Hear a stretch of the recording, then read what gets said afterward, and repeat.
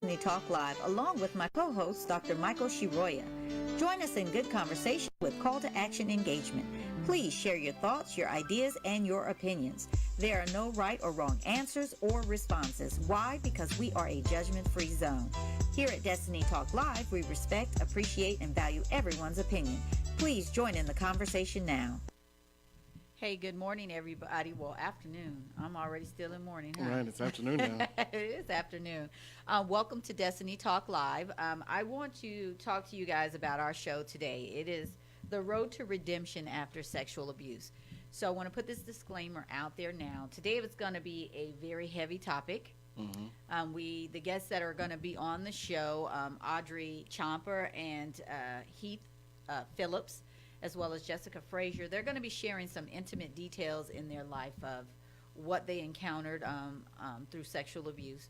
So I want to put it out there that if you're listening, we're not out here to put out dirty laundry. We're actually here to share stories to help people get through some traumatic times in their life. So I wanted to start the show off with that.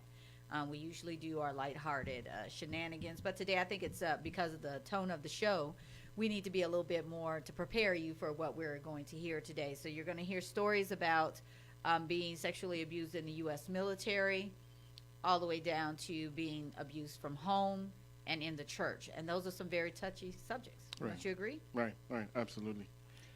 Tough, but some of these conversations need to be had. Yeah, we definitely have to have them. So I want to give this precursor out there of what sexual abuse is. So the definition that I got off of line, it says that sexual abuse is unwanted sexual contact between two or more adults or two or more minors. Any sexual contact between an adult and a minor. Any unwanted sexual contact initiated by youth towards an adult, or sexual contact between two minors with a significant age difference between them. So, sexual abuse doesn't have a discrimination. It doesn't matter if you're a man, woman, child, or whatever your ethnicity is. Or age. Right, or your economic status in life. It happens. It happens. And this is something that we just won't talk about. Why is that, you think? I think because it's hard to deal with. And because it happens in personal settings, really personal and intimate settings that you're right. It gets harder to talk about, given that sometimes the perpetrators are within close circles of the victim. And there's a myth out there that this is an abuse that only happens to women and children, and that's so far from the truth. It happens to men too. As a matter of fact, there's a statistic out there that says 1 in every 6 men is 1 out of 6. 1 of 6. I did not know that. That's pretty high. It's pretty high. Yeah. But a lot of them, and they don't report it. Not as it. high as women, though. Right. It's not. But they don't report it because of the stigma that goes behind it. So that's 1 out of 6 reported. So, the men's statistic is very underrated. Right. And they said that more than half of all reported sexual assaults takes place in the survivor's own home. Another 20% happen in a home of a friend, neighbor, or relative. Now, this is for men and women? Men and women. That's what I was saying. Personal settings, really intimate. Right. Gets tougher to talk about. Right. If it's coming from the source that's supposed to be the most protected and secure place. Right. And that's where we try to hide it. Right. We hide it the most because we don't want people to know that little dirty secret. Harder to admit. Right. It's very hard to admit. And sometimes it's a lot of the shame and the guilt that people are dealing with that they just don't want to say, hey, I was a part of that. It takes a lot. And then now, do you think that's about protecting the perpetrator or protecting the victim? It's both. It's both. And you'll hear that today. Okay. You'll hear that from our guests today. Because sometimes your victims take on the personality or I don't know if you want to say personality or persona of the abuser. They take on that, I got to protect them. They get in that mode. It's no different than a domestic violence case. It's the same thing. They take on to it. So I wanted to read this statistic that says, how often do sex offenders reoffend? And it says about 12 to 24% of sex offenders will reoffend. 12 to 24%. Wow. Okay. That's a high number. So up to 25. So that means about 1 in 4 offenders are going to reoffend. Yeah. And and you hear people say they know they get in these relationships of people they know that were abusers or did some stuff like that. oh, they served their time. They're not that person anymore. That's not always the case. If And that's they for didn't get those any who help, serve time, because some of Right. them, yeah. Right. Would you say most abusers don't end up serving time? most of them don't, because most of them go unreported. Right. And then it goes on for such a long time that, they just figure, why say anything now? Right. Why say anything now? You just feel guilty. You feel ashamed. And a lot of times the victims will say or think it's their fault.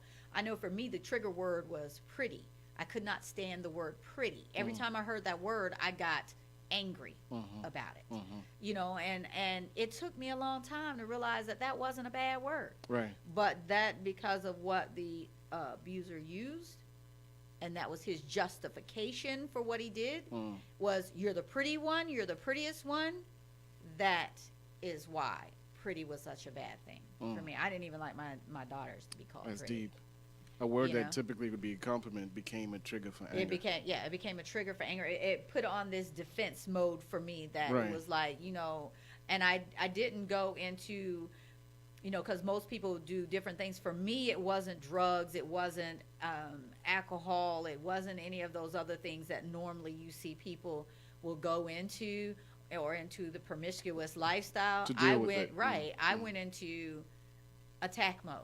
So I took the anger So side. your of reaction things. was to fight back. It was a fight. Yeah, I mean, I fight at the drop of a hat. If I got a certain vibe, if you looked at me a certain way, it was.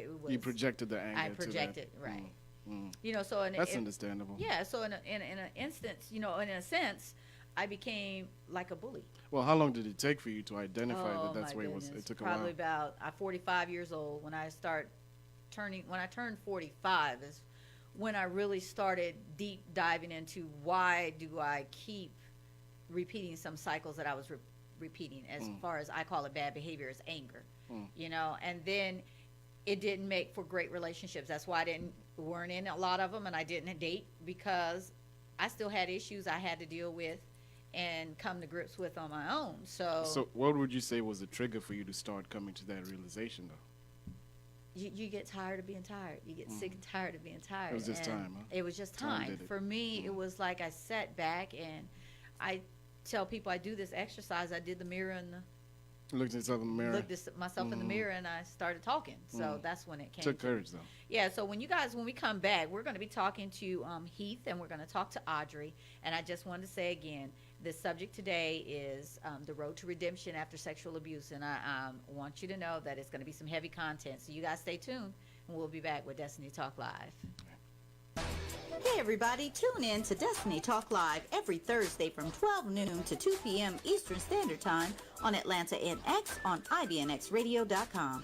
Join your hosts Cherry G and Dr. Michael Shiroya as they engage in conversation that will expose, educate, and empower you to walk into your destiny. At Destiny Talk Live, we are a judgment-free zone where we respect, appreciate, and value everyone's opinion.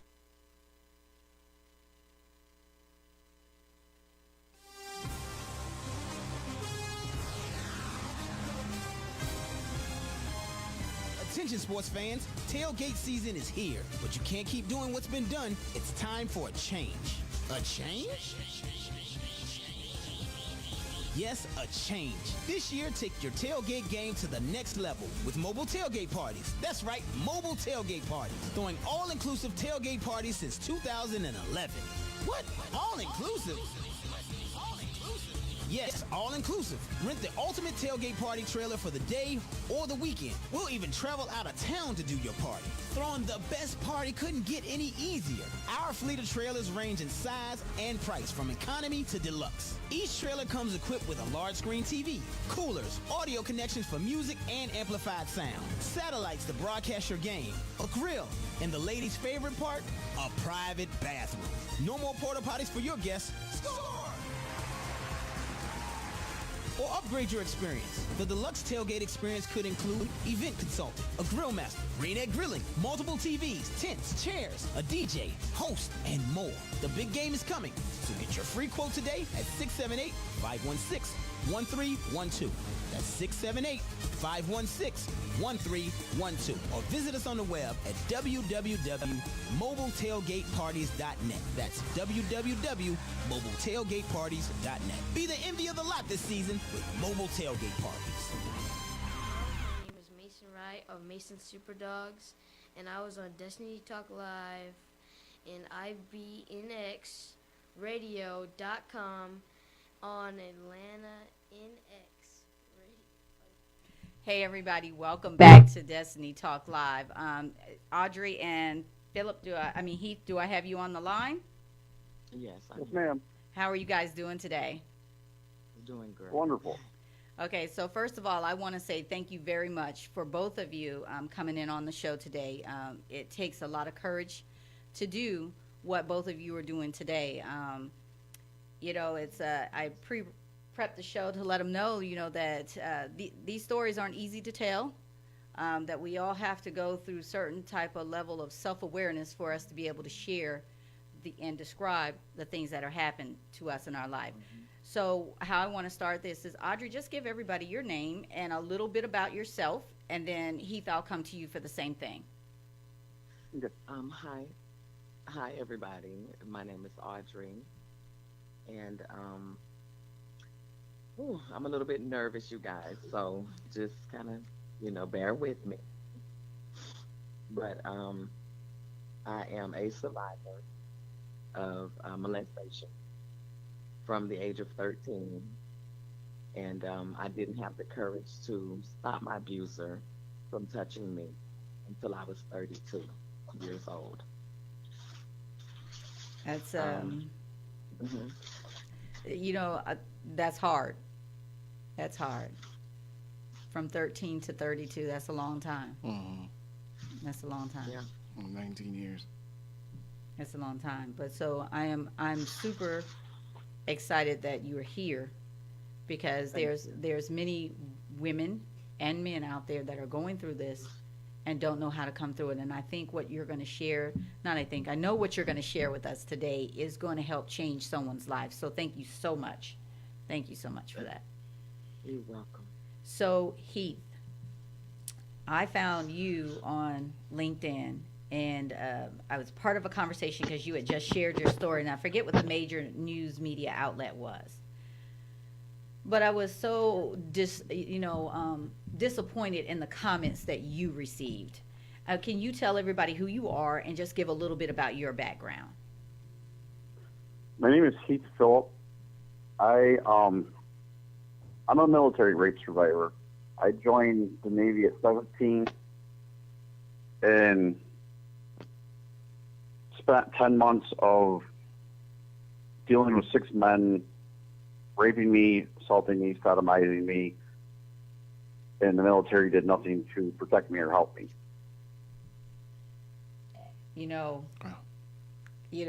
Heath, when I saw your story, I'm a military brat. My whole family is military, just about. And, the people tend to want to protect the military because, they protect and serve the country, and they don't want to think something of that nature or that organization, anything could go wrong there. And I it's not anything new, and I'm glad that you're bringing it to the light. And I applaud you, and I encourage you to continue to share your story, because there are men out there that have probably been through the same thing you have and just didn't have that courage. So thank you. Dr. Shiroya, is there anything you want to share? Not grateful that both of you are here and sharing your stories. Heath, how long was it before you started to talk about it? Were you talking about it while you were in the military? When it first happened, I spoke about it. Okay. And after not being believed, the military kicked me out. I spent close to 20 years home in denial, shame. I was a drunk.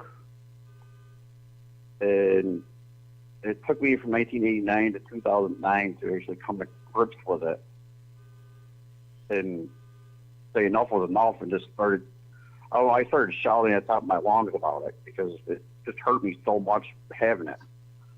Right. And and Audrey, I'm going to come back to you too with this. if you guys notice the length of time. Right. You know, people think that if it happens to you, you should say something right away. But then if you don't and you wait years to say something, then it really didn't happen. Because I think, Heath, that's some of the comments I saw on your post, that some of the men were coming at you and saying, I think there was one gentleman that was on there, was like, it's the military, he's lying. Was there ever a time for you, Heath and Audrey? Was there ever a time where you internalized it and maybe blamed yourself for why it was happening, or? Go ahead, Audrey. Go ahead, Audrey. I did. There is like every time I say something, I can hear myself back. Can you guys hear it? Yeah, I can Yes. hear you. We can hear you clearly. No, I was asking, could you hear the echo? Because every time I speak, No, I can only hear me. Oh no! Oh no! I can't hear an echo. Okay. But yeah, for many years, I internalized it. I carried it. I acted out in certain behaviors. You know, I was basically just doing what I was raised to do. You know, my dad used to make me say that I was nothing but a whore, and that's all I was ever going to be. So that became who I was, at that time. So Heath, what about you? For me, I spent 20 years, I blame myself. I kept trying to reevaluate why it happened to me, and it was the constant, I was too weak. Was I an LGBTQ? Why was I picked? It took me 20 years to wake up and actually realize, for one, I wasn't the only person that ever went through this. Right. But it wasn't my fault. It was my attacker's fault. Right. So it messes with you. Yeah, because you do, and that's what I said earlier. You start blaming yourself for some. Most you guys we were young. We didn't know. Mm-hmm. It wasn't like we went out there and said, "Hey, this is what I want you to do to me." It's just what happened, So Audrey, I want to give everybody a backstory with me and Audrey. Audrey and I grew up together. We're from the same neighborhood, and the dynamics about this story and her is never knew. Never knew that any of this was going on. Neither one of us knew. Both of us were going through the same. Mine wasn't as devastating as hers, but it's still a problem. It doesn't matter how big or small the problem is. It's still a problem. Absolutely. So Audrey, let's go back to you. You said your father used to tell you that you were nothing but a whore, and that's all you were going to ever be. Yeah, I remember him. I remember him making me say that, and he kept saying, "Say it, say it, say it," and inside of me, I just wanted everything to stop, so I screamed it. Wow. And I remember screaming it, and when I screamed it, it did something to me inside. I just couldn't explain what happened, but it was almost like it just put this blueprint in me that from this point on, this is who you are. A part of you died. A part of me died. It was just like, that's who I became. How old were you when this happened? I was actually 13 when he molested me. And by the way, when he did molest me, drugs came with mine. There was a line of cocaine and it happened in their bathroom. My mom was at work, and there was like a line of cocaine. There was a champagne glass with foil on top. I remember it having ashes on top and something else white, and then there was also a marijuana joint. So each one of those things, he gave them to me and told me to take them. And from that point on, I was just out of my mind. I was trying to sustain mentally inside of all of that, but I couldn't. I just had sex back with him. And for years, I carried that because I had sex back. And it wasn't until later on in life, that I learned the dynamics of the body, and that the body responds to touch and all of those things, that I was able to get a little bit of freedom from that, and not blame myself so much for that.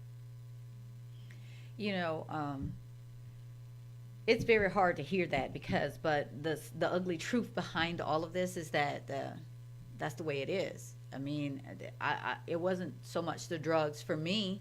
I was 8, you know,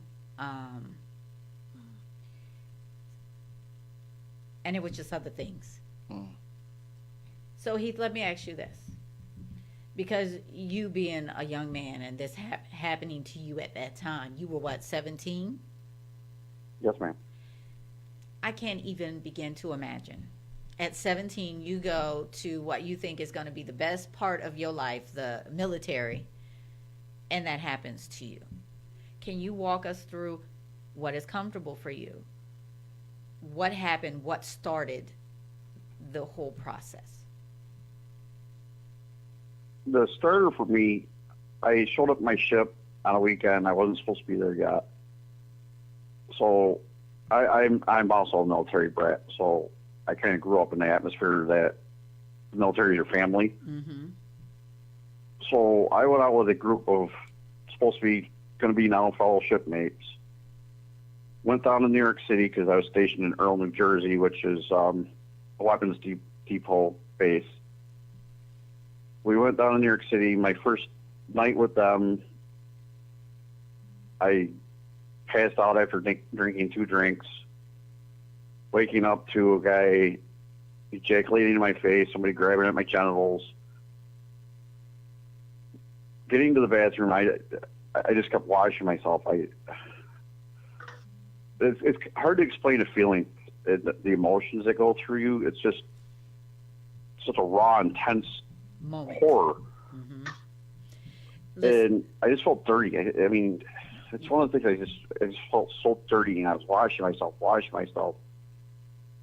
Yeah, and I left. I can agree with that. Hold that, Heath, because I'm going to come back because I want to talk about what you said, something about dirty, and we're going to come back to that. You guys, you're listening to Destiny Talk Live. Please stay tuned. Mark Davenport, the wealth strategist, welcomes you to follow RMI Capital LLC. Simply go to Facebook and like as well as follow Mark E. Davenport. That's M-A-R-C E. Davenport. Every Tuesday from 9 p.m. to 9:30 Central Standard Time, he will share information to change your mindset and thinking on how to create wealth and build legacy. It's all about solutions, performance, and results. Stay engaged and informed. RMI Capital LLC, the right choice.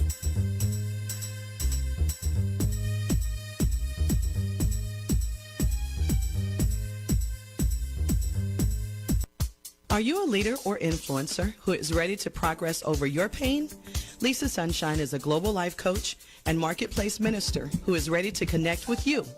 As a certified life coach, Lisa Sunshine will help you pinpoint and overcome secrets, shame, and fear. Lisa can be contacted at shareyoursunshine.com. If you're ready to move from broken to blessed, don't wait. Contact her today. Leaders don't create excuses. Leaders create effective change. From the Sister Circle of Love and Empowerment Ministries, and I am listening to the Destiny Talk Live on ibnxradio.com. Hey everybody, welcome back. Just in case you're joining us, we are talking about the road to redemption after sexual abuse. My guests today are Heath Phillips and Audrey Chomper. They are talking about their journey. You know, I'm sharing a little bit, and guys, I want to let you know something. This is the first time that I've ever talked about my ordeal to anybody in person, but I felt like your transparency and what you're sharing, in order for me to be transparent, I have to share too, and it's long overdue. So I just want to say thank you guys for just your encouragement to encourage me to continue to do what I'm supposed to do. Thank you. So Heath, I want to ask you something, and Audrey, you can chime in on this too, because I felt this way too, but you said something that you just felt dirty. That no matter how much you tried to wash away that pain and that shame, it just stayed. It I don't know for you, but for me, it was like a smell, you know, that I just couldn't get rid of. And I can't describe the smell to people, but I'm just letting you know, it was just like I felt like every being in my body was violated, and I couldn't understand why me. Is that where you were? I'm going to start with you, Heath. Is that where you were? I was, yes, definitely. So, Audrey and I are women, and it's expected, and I hate to say this, but people expect women to be violated, but not men. Mm-hmm. You were a young man. I can't even begin to imagine where your whole world was or moment at that time. Where when you left there, did you immediately tell, or was it just something you had to process personally? I immediately told, and I was not believed. I was called a liar, a mama's boy, homesick. Wow. And who did you tell first? The military, or did you share it with your family, or? I was too scared to call my family. Okay. I actually told the they call it the Master of Arms, which is quote of the police of the military. Mm-hmm. And I reported to him, and he immediately critiqued my age, called me a liar, that I was homesick. That in itself, I think, was just as bad as being assaulted. Right. Yeah, because I remember when I told I got a whooping. You And told somebody to? and I was told Okay. to stop lying. Okay. So I remember that, and I just didn't know where to go from there. I was 8 years old. Audrey, did you tell anybody? I was actually forced to tell because my stepfather got me pregnant. And I remember that fear. And as a matter of fact, you guys, while I'm speaking with you all of those things are happening right now. Right. I have moved myself out of the living room, and I'm into my garage now, closed in. What I want you to do is just take your time and don't rush. Take your time. That's because it's such a heavy topic, and both of you, I understand what you're going through because it's difficult for me to sit here and talk with you guys about it, but we have to expose the ugly truths that continue to tear up our families. And Audrey, I remember. Go ahead. I was going to say you can go ahead. I remember the fear that I was having as a kid, and I was like, how am I gonna, say something, because I didn't know what was wrong with me.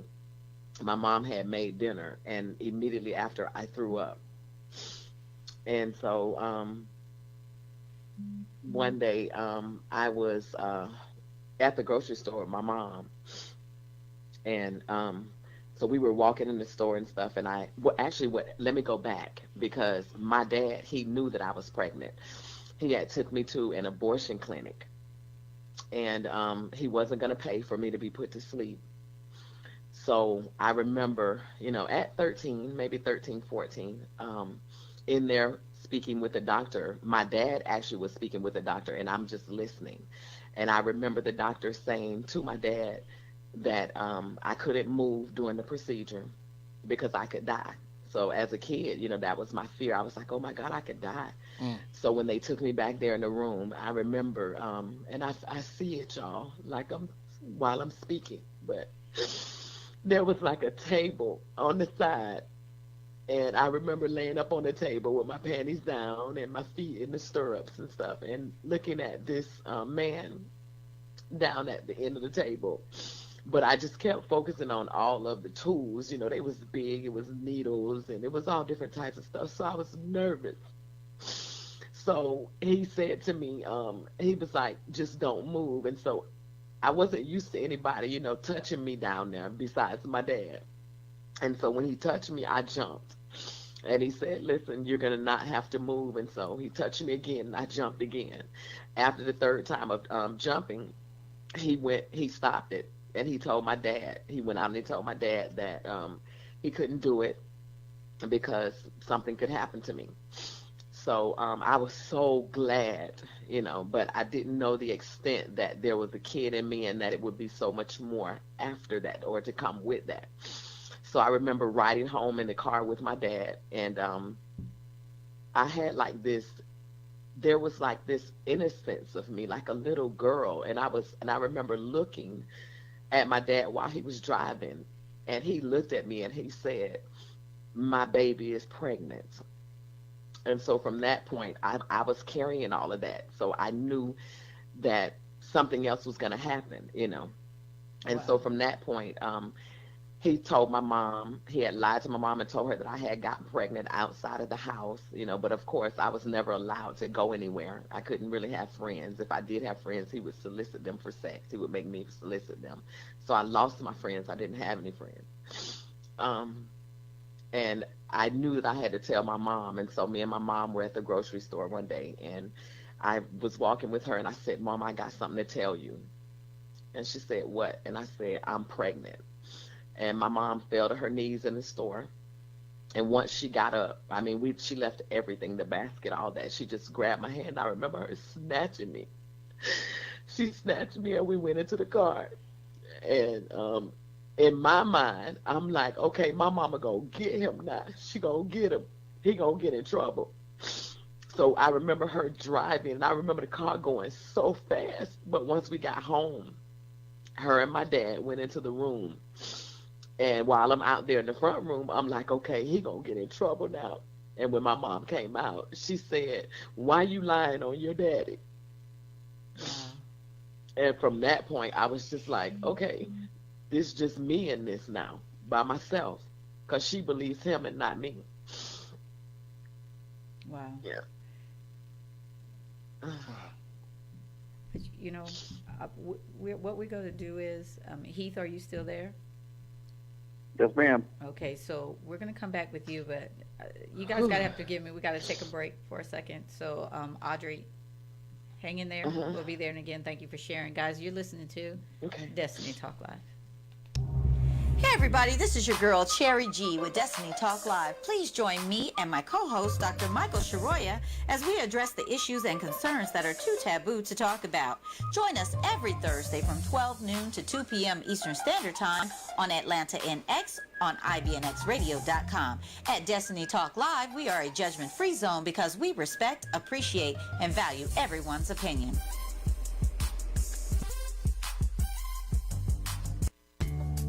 Turn up your cool with the Fan Cup. Turn your favorite cold beverage into a new innovative drinking experience. CEO and founder Steve Watson of Beyond Imaginable invented the Fan Cup with you in mind.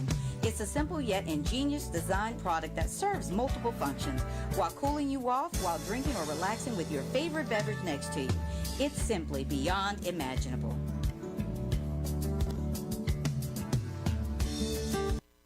Blended Family Foundation is a national non-profit dedicated to donating shoes, socks, and emergency clothing to students grades K through 12.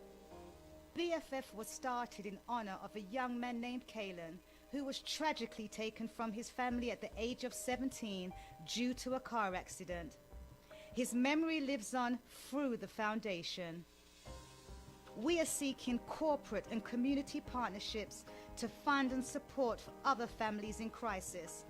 If you or your community relations team are ready to partner with us and help inspire others, please contact Tony at Tired of doing the same old thing every Wednesday night? Well, don't. Join IBNX radio host Jason Carey every Wednesday night from 8:30 p.m. to 1 a.m. for Wild Wednesday, your midweek turn-up Wild Wednesday, featuring $5 Long Islands, $3 Jello shots, $2.50 PBR, and food specials. Wild Wednesday, with free arcade games, half-price bowling, and half-price kart racing. Wild Wednesday, featuring award-winning host and entertainer Jason Carey, Mr. Morning Coffee Swig himself, providing the soundtrack and the entertainment all night long, playing your favorite hits of today and yesterday. Wild Wednesday with Jason Carey every Wednesday night, 8 p.m. to 1 a.m. Free entry for guests over 21 and $10 cover for anyone 20 and below. Wild Wednesday goes down at Andretti Marietta, located at 1255 Roswell Road, Marietta, Georgia. That's 1255 Marietta, Georgia, every Wednesday night. Pull up! My name is Steve Watson, inventor of the Fan Cup, and you're listening to Destiny Talk Live on IBNX. Hey, this is RJ Hodges from RJ Hodges Speaks, and you're listening to Destiny Talk Live on IBNXradio.com. Hey, everybody, welcome back. This is the part of the show where we ask that those people that are going through some things that are just heavy on your heart, and I really want to take time out and talk to just my guests that are on the show today and anybody else that is experiencing the stuff that they have been going through and we all have been through. This is a hard subject, sexual abuse, domestic violence, any of that. None of it's easy to talk about. And I want to tell everybody out there that is going through any of this stuff, that are victims, you don't have to suffer alone, and you don't have to do it by yourself. There are places and people out there that can help you. There are hotlines, the domestic hotline, and that number is 1-800-799-7233. But what I want to say is I want to pray for everybody that's going out there and doing things that they're just walking blindly and they don't understand why, and it's because of a past hurt. And so what I'm asking is that even if you don't subscribe to God or Jesus or whatever, it's whoever you pray to, I'm just asking that he comes in and he gives you some peace and comfort and strength in your heart and your mind and your body and soul, and let you know that whatever it is, he's going to bring you through it. Whatever it is, don't let it define who you are as a person. Know that you are somebody, that you are validated, that you are here to serve a greater purpose than what any person or any man or anyone has deemed for your life. I need you to stand bold, stand proud, and be the best that you can be. And know that we do. Everyone loves you. We love you, and God loves you. And I just want to say, be encouraged. Thank you.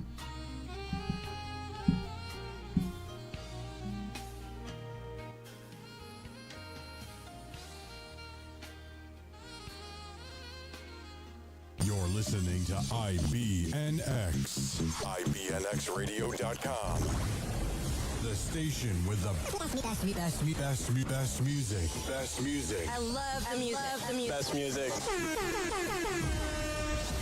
Hey, what's up? It's Jay-Z. Hey, I'm Mariah Carey. Hey, it's Katy Perry. It's your boy T.I.P., man. Get in. It's your boy Sean Kingston. What's up, y'all? I'm Beyonce. This is Nicki Minaj, and I'm in the mix with IBNX Radio.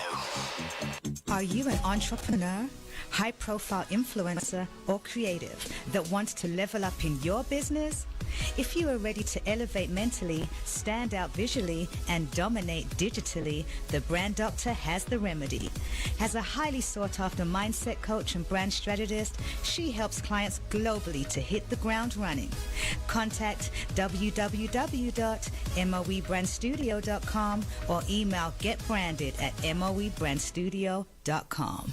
Hey, my name is Jessica Frazier from Straight Street Life Center Incorporated, and you're listening to Destiny Talk Live on IBNXradio.com. Hey, everybody. Welcome back. Audrey and Heath, are you still there with me? Yes, ma'am. Yes. Okay, Yes, so I am. Audrey, I wanted to give you guys time because that was heavy. I wanted to give you time to get it together, and you know it's heavy, but it needs to be said. And we have two other people that joined us, and I'm going to have them introduce themselves because I mentioned them earlier. But they are a part of our community, which is sad that we have this community. We need to get rid of this community. Yes. So before we introduce them, or you want to have me introduce them first? Yeah, go ahead. Okay, so I'm going to start over here. Jessica, go ahead and tell everybody who you are and what you do. Just give a quick brief. My name is Jessica Frazier. I'm the founder and executive director of Straight Street Life Center Incorporated, where we work with girls that have been sexually exploited. Thank you. Thank you. Hi, my name is Shiandra Hardy. I am the CEO and founder of the Sister Circle of Love and Empowerment Ministries, where I assist the needs of homeless women and children, substance abuse, domestic abuse survivors, and I'm also a life coach for those who experience depression and suicide ideation, and I'm a NAMI teacher. NAMI stands for National Alliance on Mental Health Illness. Yes. So thank you so much, ladies, for joining us. And on the line we have Mr. Heath Phillips. He's been sharing his story of how he was sexually abused in the military in Audrey with her family. So Dr. Shiroya, I know you had some questions for Heath and Audrey. For all three of you, actually. Okay. So you, the three of you had experienced this abuse, this traumatic abuse, and you had gone to the people or institutions that you felt was supposed to intervene and defend you, and hadn't received that defense support, and instead experienced rejection. Where did you find the strength to move from that, to keep carrying on? Heath, I'm going to let you answer first, and then Audrey, you next. Go ahead, Heath. Okay. To be honest, what made me move on is in 2009, I tried to commit suicide, and that's kind of when my light bulb came on. Wow. And that kind of pushed me to move forward because I didn't want to live that life of self-hate, loathing. I wanted to be somebody and be something. So that's actually what made me start moving forward. I can agree with that to a certain extent. I didn't try to commit suicide, but Audrey, I'll tell mine in a minute. Audrey, what about you? Where did you find your solace, or did you find it? After after a lot of drinking and drug use and being with men for money and all of those things, when I turned 32, I was just tired, and I remember being outside one day and I just looked up in the sky. And I said, God, you got to help me. I don't want to die like this. And I don't know how many people will believe me, but a voice spoke to me and told me that the first thing that I needed to do, that I had to stop my dad from sleeping with me. And that was the hardest thing that I ever had to do. But immediately when the voice said it, I did it. That same time I got my phone and I called my dad and I told him that he could not touch me anymore. And of course, the first thing he said was, you were 16 when I touched you. And I said, no, Daddy, I was 13. I said, but, I love you. And I said, and I've always tried to be a daughter to you. I said, but you cannot touch me again. And if you touch me again, I will kill you. And that's what I said to him. And a lot of people don't understand what either one of you just said. They don't understand that, because they're looking like, how you can love a person that did something to you. How can you be there and hurt yourself because they did it to you, but you don't understand until you've been there. You've been there. For me, correct. I went straight into, like I told you, I was the fighter. So I went straight into just finding activities to be in. So my thing was, and Audrey can attest to this, I was in every sport you can think of, every activity the school had. Cherry was in it, so she couldn't be at home. But I was a very angry and mean person. It didn't take much. I mean, you can walk past me and brush against me, and it was on. We would. I mean, and I'm walking around, and I tell people this because they'll ask me. I got wounds where you can see where it was deep.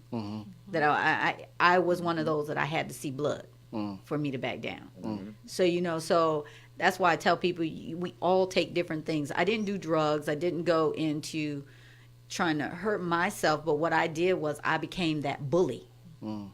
And it wasn't that I bullied the weak people. I went after folks that I knew could knock me out. My thing was I wasn't afraid to die.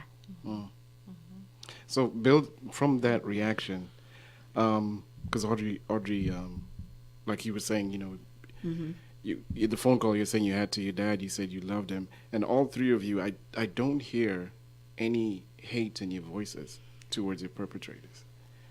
Is that something you had to move past, or is that something you never had, or how is it? Because I can feel that emotion in myself, right? And I'm wondering how, as the victims, I don't hear it in your voices. Heath, I'll let you answer first. For me to start healing, I had to not just forgive myself, I had to forgive my attackers. Right. That, for me, was a must to move forward. Right. So it's part of the process. It's part of the process. Okay. Yeah. What about you, Audrey? For me, I think just being with my stepdad. My mom and dad were together since I was 3, so I was never with my mom. My mom was kind of like the silent partner in the deal. Wow. And I was always with my dad. I was always with him and around men. So from the age of 3, my father started grooming me. And I didn't know that at that time, but once I got older, once I became a teenager, and when we lived in Tangelo, I remember him saying to me, I raised the daughter up as fine as you. I'm supposed to be the first one to have you. Wow. So that's, but then when I also look at it too, it was like my father taught me everything that I know. And when I say these things about my dad, my father was a excellent businessman. He was your taught me provider. to be an entrepreneur. He was your He was the provider. provider. He was all of those things. He was my protector against other people, though. Right. You So know, yeah, so and I can get that, but for me, it was quite the opposite. And so to this day, we don't have connection. I mean, he stays 10 feet I see. ahead of me because he knows when it got to where I could fight back. Okay. But and have y'all forgiven the people that you felt were? I had to. Okay. I couldn't be here today if the I folks didn't. who like Audrey was saying, the silent partners. Yeah, you have to. Okay. You have to, because if you don't, you're not going to live. You're not going to move on. So it's part of letting it go. Right. Bianca. Moving forward. I had to.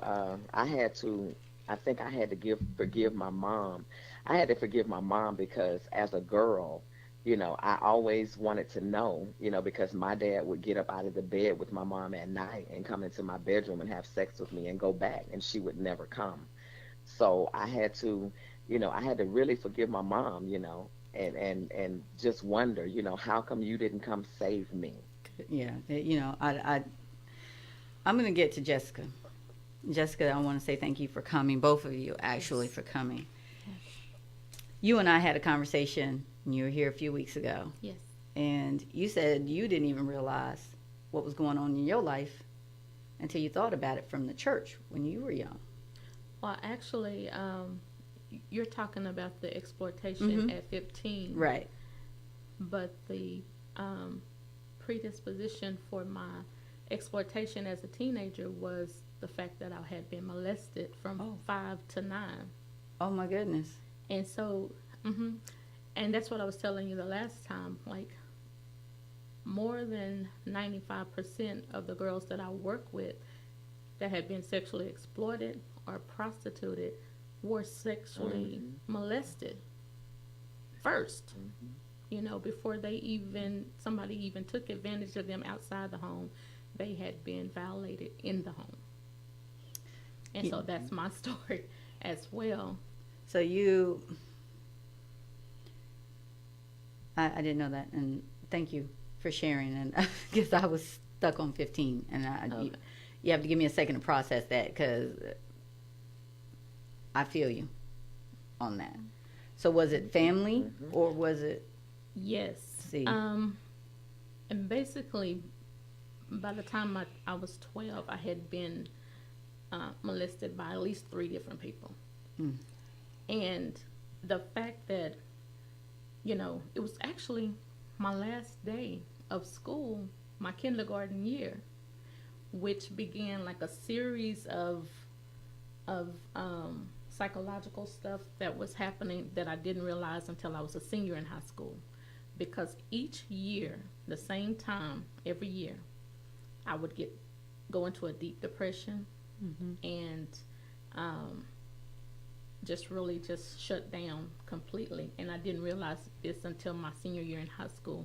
So when it happened, because I was having the time of my life my senior year in high school, but when it came closer to time to graduate, the end of the school year, that's when it happened. Like, I shut down, stopped eating, would sleep a lot, stopped taking care of myself hygiene wise. I remember one of the guys saying, "Why don't you comb your hair?" I was just wrapping up a scarf and going to school. Right. And so one of the teachers came by and she said, "Are you okay?" And this no came out, and I just fell into her shoulder crying, and she took me to the office where I started seeing the school psychiatrist, and then we started connecting those dots. Right. And had the abuse stopped by that time, or? Oh, yes. Okay. It stopped with the most consistent, which was from 5 to 9. Same person? Okay. He had died. He drowned. Oh, wow. And I remember thinking as a child that I had willed his death. And so, I felt 2 kind of ways. Like, don't mess with me. because I thought I could think you dead. Right. And then later on, there was a where I asked for forgiveness, right, for willing him. Well, but we do that because we go through those different types of changes. Heath, I want to ask you something, and you and Audrey and Jessica and Shannon, I want to ask you guys this, okay? Because I know it was for me. During the whole time that you were going through the self-loathing, the I can't get a grip of life, everything, it's my fault that stuff went with left or right or whatever for us. For me, like I mentioned earlier in the show, the trigger word for me to get me set off was pretty. Okay, I couldn't stand that word. and I say it now, and I still have issues with that word, but it's not as bad as it was going up. Heath, were there things that would be said or done around you that would just trigger an emotion or a feeling? If I worked, it would be men making sexual comments. Mm. The other thing that would set me off is not being believed about something. When I knew I was not lying, I was truthful, but I still wasn't believed. That was a big trigger. It's still something that bothers me actually today, but I deal with it. Yeah. But my main thing is, because my assaulters were male and I was a male, the homophobic jokes, the jokes against women. I can see that. I can actually see that and feel that. I can, because, it's already hard enough for a woman, but for a man, I just can't even be in your shoes to even understand. Absolutely. Audrey, what about you? Were there trigger words or things that would happen that would make you just spiral down? It was just any type of abuse. If it was mental abuse, and that played a part in being in relationships with people. Okay. The mental games that people play. Physical abuse, any type of shoving, even if it was sexual, if a man was, too rough or whatever. Mm-hmm. Spiritual abuse in the church, I ran to the church thinking that I had this perception that, all Christians were good and that, that the church was going to accept me. And so once I did give my testimony about what happened to me, I was treated like that. I would have, men who were afraid to, or ashamed to talk to me in church, or I've had pastors who I ran to and telling them my story, crying and everything, and then they would kiss me or touch me in a certain type of way. I would still be molested from that standpoint. So it was just any type of abuse, any type. But I had to learn. Yeah. Wow. I had to learn not to see everything from an abusive perspective. That's a difficult thing. So and I have someone here too. I want her to tell about that because she talked about the same thing about going to the church and not going to church. And I'm going to have you share your story. Jessica, what about you? Triggers? Mm-hmm. It may sound strange, but one thing that would trigger me was seeing people pat their feet. Was that something that your abuser would do? Okay, yeah. Yes. So it's not strange. So I would see someone doing their feet, just patting their feet, and just think, right. he's a molester. Well, I mean, because it's something that you identified as a child. Right, right. And, keep in mind, I was 5 years old, and just watching him, like I knew that he was about to lead me to the back. Go ahead, Audrey. I was also too.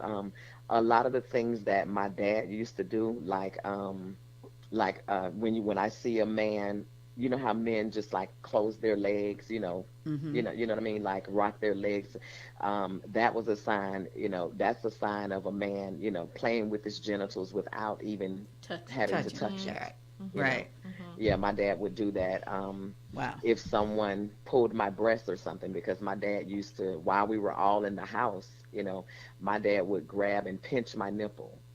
That is so just when no one was looking. So when I was trying to be in serious relationships, I couldn't be touched. That would just irk me to death. yeah, that It's just I seeing totally girls agree. on men's laps. Yeah. Oh yeah. No. See. And men yeah, my dad used to always make me be on his lap. I remember him teaching me how to drive, and I would have to sit on his lap. No. And see. he was getting some kind of freaky, arousal from that. No. That was for me. My daughters, you didn't see them in nobody's lap. They didn't spend the night at nobody's house. You didn't roll up on them like that. And no, that was your sure way of, and that's why I didn't get in relationships, because if somebody would have touched one of my kids, I would have been the Orange is the New Black. I would have been the first documentary out. Yes. So I just knew where to go with that.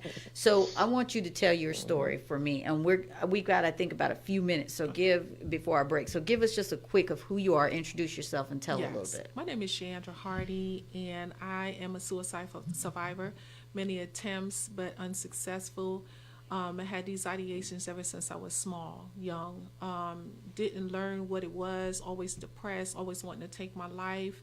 The first attempt was at 10 years old. I took a bottle of pills. I have no idea what it was, and I anticipate not waking up the next morning, but when I woke up the next morning, I was devastated. Like, I just wanted it to be over, because I didn't want to go through these feelings, these emotions anymore, because I didn't understand them at the time. These emotions kept going on, and it was time that I would say things to my parents, but most parents think that that's just you as a child. That's your behavior. Anyway, the second attempt was 16 years old. I tried to take my life again, through pills and alcohol, and did not succeed. But the last event was, I was already married, had children, my 2 daughters at the time, and just found out that my husband was in a relationship, and was an evangelist and a missionary in the church, and going through all of these ideations. If I didn't lay hands on my own self, I was going to have a nervous breakdown. Couldn't go to the church because I knew that the church would judge me. Church folks would be the first people to judge you. So I couldn't go to the church. And I tell people, don't get stuck on your title, because of the title, I almost lost my life, because I was going to take my life and my daughter's life at the time. So I can totally understand what you're saying. Don't go to the church. And the church needs to do better with the judging of others, and we should not judge. The church should be the place where spiritually sick people need to go, because that's what the church is for, spiritually sick people. But like we talked before, we forget spiritually folks in the church are human just like we are. Yes. They got a title just like we do. So we got to understand sometimes, and I'm saying this, the church is not the building. The church is us. You. Yes. So you have to be in tune at who you are. And if you're not, you're going to find yourself in these situations where you want to take your life or hurt someone else. Yes. When we come back, we're going to get deeper into this. So you guys stay tuned, and thank you for listening to Destiny Talk Live.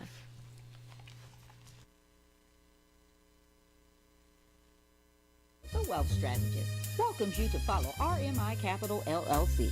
Simply go to Facebook and like as well as follow Mark E. Davenport. That's M-A-R-C-E Davenport. Every Tuesday from 9 p.m. to 9:30 Central Standard Time, he will share information to change your mindset and thinking on how to create wealth and build legacies. It's all about solutions, performance, and results. Stay engaged and informed. RMI Capital LLC, the right choice.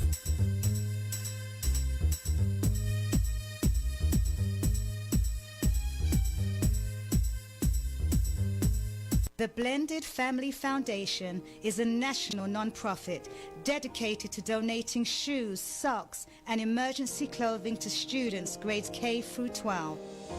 BFF was started in honor of a young man named Kalen who was tragically taken from his family at the age of 17 due to a car accident. His memory lives on through the foundation. We are seeking corporate and community partnerships to fund and support other families in crisis. If you or your community relations team are ready to partner with us and help inspire others, please contact Tony at weblendwewin@gmail.com. Are you a leader or influencer who is ready to progress over your pain? Lisa Sunshine is a global life coach and marketplace minister who is ready to connect with you. As a certified life coach, Lisa Sunshine will help you pinpoint and overcome secrets, shame, and fear. Lisa can be contacted at shareyoursunshine.com.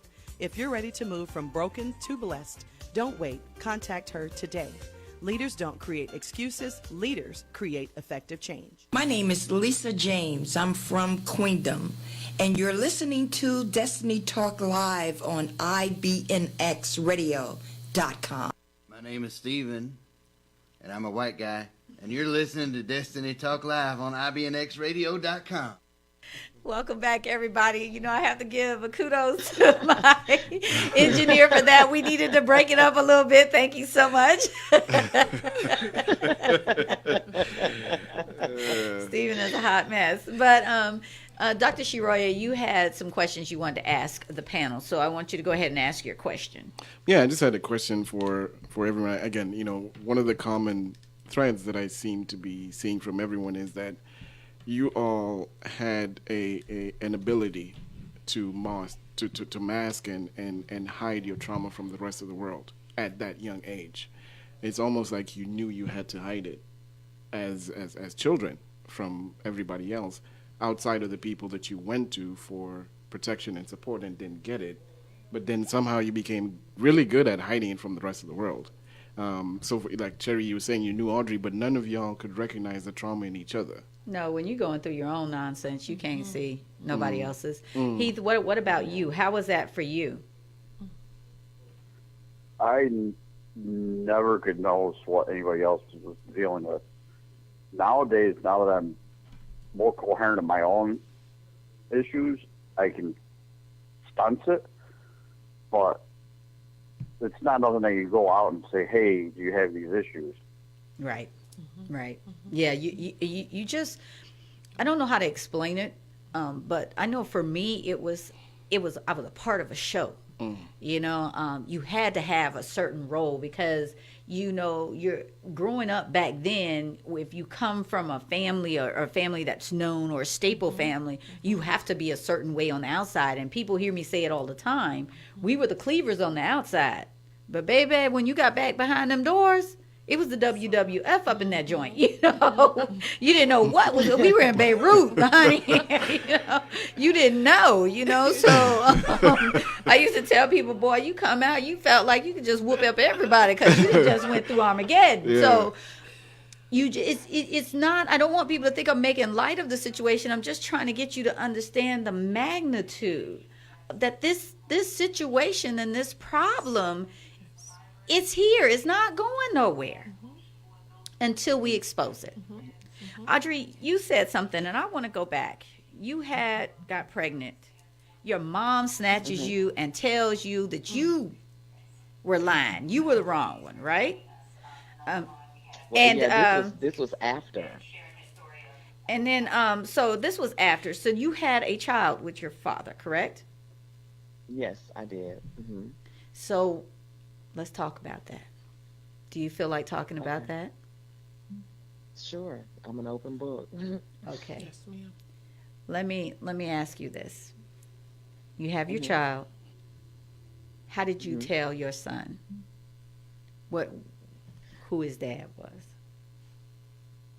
Well, actually, my son told me. What? Wow. Yeah, my son, as I'm speaking, I'm walking to the back bedroom where my son is. Okay. But actually, my son told me. How old were you when that he told you? I kind of knew that my son was my dad's son just by the way that my dad treated him, because I had two sons, and my oldest son was the one who was with my dad all the time. And so my dad showed more favor to Chris, which is my oldest son. Wow. So of course that caused a issue with my youngest son to be depressed and carry all those things because he felt that everybody loved Chris more than him. Wow. And I remember my mom would